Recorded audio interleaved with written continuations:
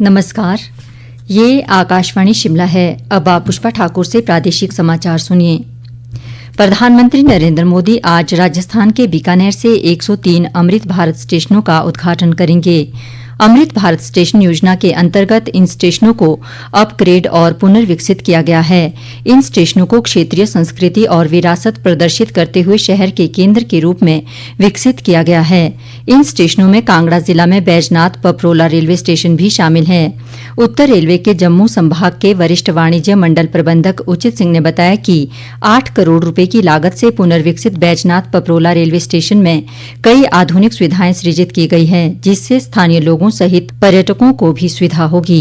हिमाचल प्रदेश के Baijnath Paprola railway station का पुनर्विकास कार्य पूर्ण हो चुका है, जो कि लगभग 8 करोड़ की लागत से पुनः विकसित किया गया है। यह स्टेशन इसलिए भी महत्वपूर्ण है क्योंकि धार्मिक स्थल एवं सांस्कृतिक स्थल इसकी परिधि में है। इस स्टेशन पर पुनः विकास के तहत दिव्यांगजनों की सुविधाओं के अनुकूल बनाया गया है। इस स्टेशन पर प्रवेश द्वार पर रैंप का विकास, नवीनीकृत शौचालय, जल बूथ, कोच गाइडेंस सिस्टम, नवीनीकृत रेस्ट रूम, वेटिंग रूम व कार्यकारी लाउंज आदि सुविधाएं प्रदान की गई हैं। मुख्यमंत्री सुखविंदर सिंह सुक्खू का आज अपने दिल्ली दौरे के दौरान कई केंद्रीय मंत्रियों से मुलाकात करने का कार्यक्रम प्रस्तावित है। उन्होंने केंद्रीय वित्त मंत्री और पर्यटन मंत्री से मिलने का समय मांगा है। मुख्यमंत्री कल 16वें वित्त आयोग के अध्यक्ष अरविंद पनगड़िया से मुलाकात करेंगे। इसके बाद मुख्यमंत्री 24 मई को प्रधानमंत्री नरेंद्र मोदी की अध्यक्षता में होने वाली नीति आयोग की बैठक में भाग लेंगे।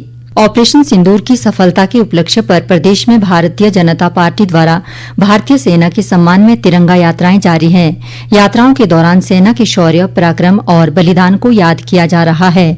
इसी कड़ी में आज सिरमौर के 3 स्थानों नाहन, पांवटा साहिब और पच्छाद के सराहा में तिरंगा यात्रा निकाली जाएगी।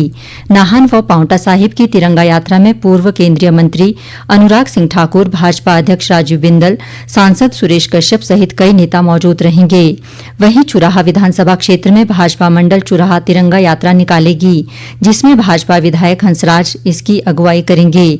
आज ऊना जिला मुख्यालय में भी तिरंगा यात्रा निकाली जाएगी, जिसमें विधायक सतपाल सत्ती सहित भाजपा कार्यकर्ता, पूर्व सैनिक और विभिन्न संस्थाओं के प्रतिनिधि शामिल होंगे। शिमला के ऐतिहासिक रिज मैदान में केंद्र सरकार के वस्त्र मंत्रालय की ओर से एकता प्रदर्शनी लगाई गई है। 26 मई तक चलने वाली प्रदर्शनी में मध्य प्रदेश, उत्तर प्रदेश, हिमाचल और जम्मू कश्मीर के कारीगर भी भाग ले रहे हैं। विस्तृत ब्यौरे के साथ हमारे शिमला संवाददाता।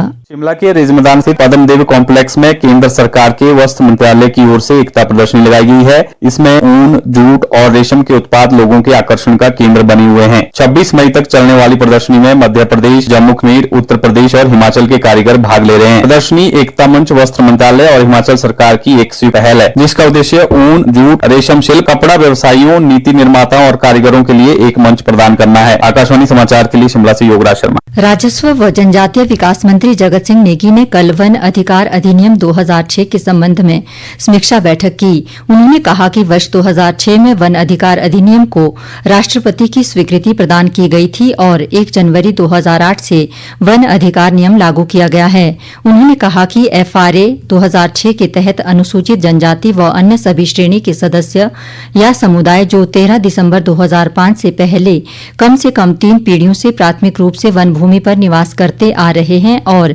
अपनी आजीविका के लिए वन या वन भूमि पर निर्भर हैं, उन्हें भूमि का अधिकार दिया जाएगा। उन्होंने बैठक में FRA के संबंध में कार्य में तेजी लाने के निर्देश भी दिए। पिछले कुछ दिनों से जिला ऊना में बढ़ते तापमान को देखते हुए आगामी दिनों में गर्म हवाएं और लू चलने के आसार दिख रहे हैं। ऐसे में स्थानीय निवासियों को अपनी सेहत के प्रति सावधानियां बरतनी चाहिए। इस संदर्भ में ऊना के उपायुक्त जतिन लाल ने एडवाइजरी जारी की है।